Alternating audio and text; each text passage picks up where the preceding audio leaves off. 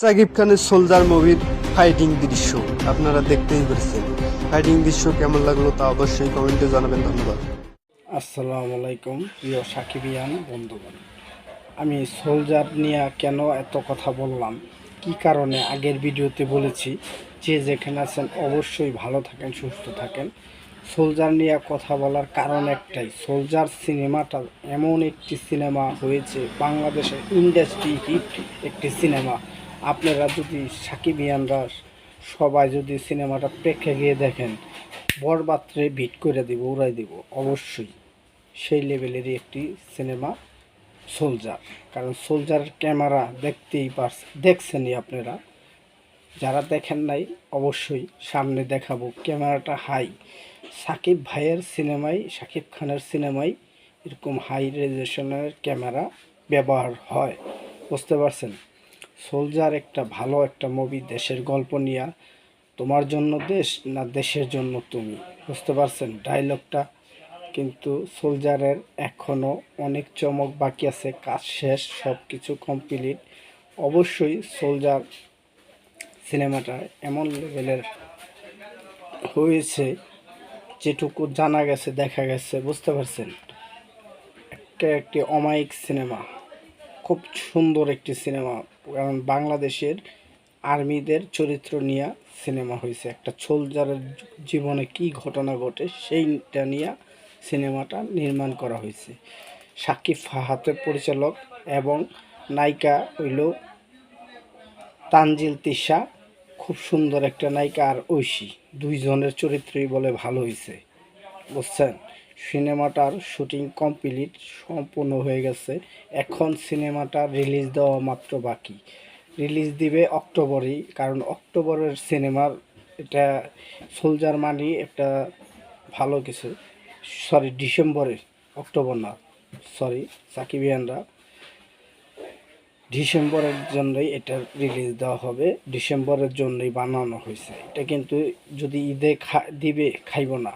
কারণ এটা করা হয়েছে, নির্মাণ করা হয়েছে, আমরা সাকিবিয়ানরা জানি, বা সাকিব খানের সাথে সাইনিংও হয়েছে কি ডিসেম্বরের জন্য। এটা ডিসেম্বরের সিনেমা, এটা নভেম্বরও চলবে না, এরা ঈদও চলবে না, একমাত্র ডিসেম্বরেই এই সিনেমাটা দর্শক খাইবে, বুঝছেন। এই হলো কথা, বুঝতে পারছেন। কথা অল্প কথাই বোঝা যায়। আর সোলজার মানি একটা ধামাকা হবে।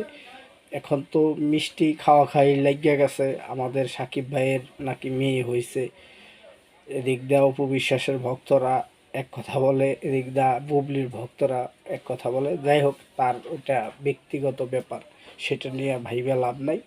তার ডিসিশন, সেই ভালো বোঝে, সেই ভালো করতে পারবে।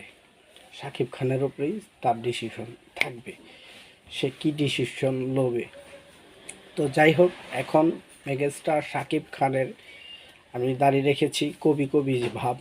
এই কারণে এই সোলজার সিনেমাটা কাজ করেছে নাটকের অনেকেই, এবং সিনেমার লোক কাজ করছে, ভালো ভালো আর্টিস্ট আছে।